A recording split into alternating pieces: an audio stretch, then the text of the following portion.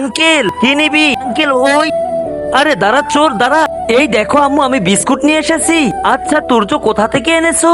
আম্মু চুরি করে। আরে তুই আগে বয়, আমার অনেক ক্ষুধা লেগেছে, পরে দেখবানি।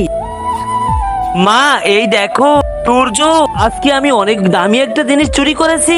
মা আজকে জানো, চুরি করতে গিয়ে ট্রেনে উঠছিলাম, তখন একটা লোক দেখে ফেলেছিল, তখন তার হাত ধরে ফেলে দিয়েছি, তারপরে দৌড়ে চলে এসেছি। আচ্ছা বাবা, তোর তো ব্যথা পাসনি কোথাও? আরে না না মা, আমরা এখন থেকে এখানে থাকবো না, আমরা বড় বিল্ডিং এ থাকবো।